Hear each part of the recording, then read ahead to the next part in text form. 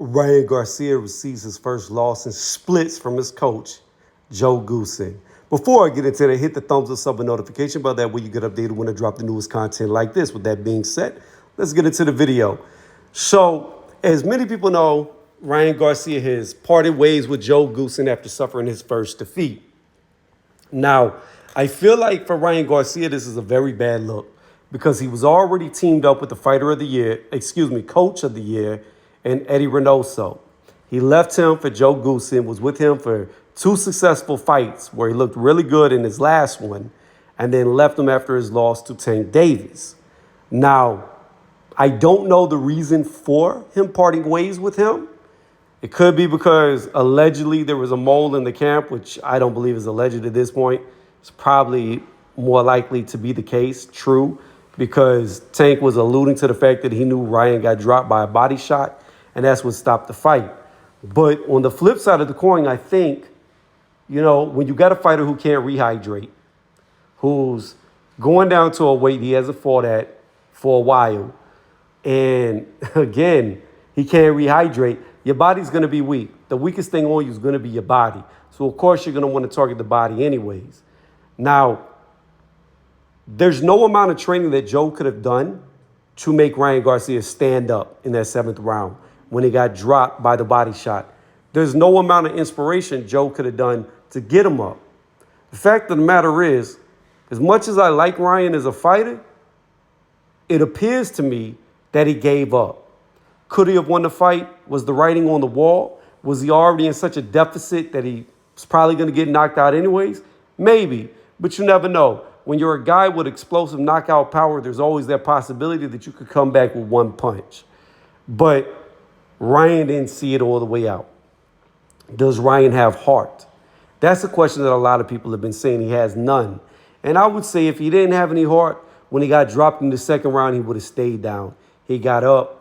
I just feel like he was outclassed, or his body didn't feel the same, and he knew it was over.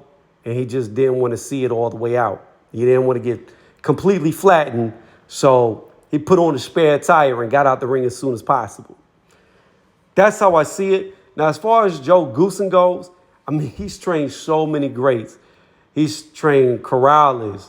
He trained Shane Mosley, Amir Khan, Riddick Bowe, and that's just to name a few of them. Like, the dude is a Hall of Fame trainer.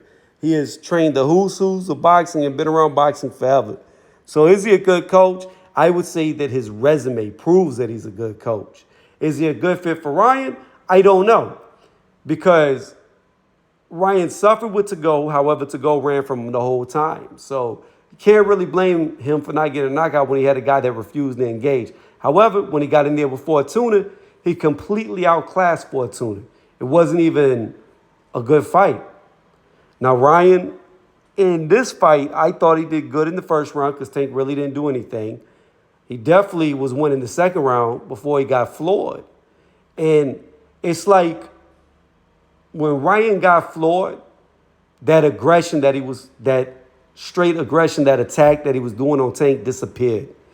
The same type of I want to put you away, knock you out wasn't there anymore.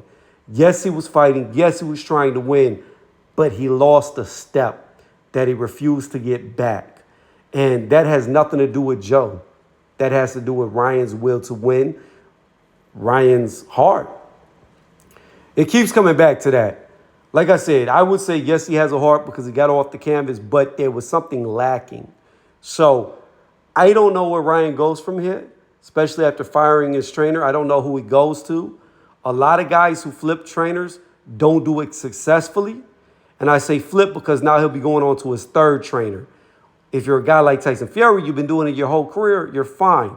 But Ryan was a guy who stuck with one trainer his whole career in Reynoso, left Reynoso for Joe, and now after 3 fights, he's leaving Joe for who knows who. I don't know if it's going to be a good thing for him or a bad thing. But if the dude doesn't take instructions, if the dude doesn't listen, if the dude does his own thing, then it doesn't matter who he trains with. He's never going to improve because you have to listen and implement what you're hearing into the game plan to improve.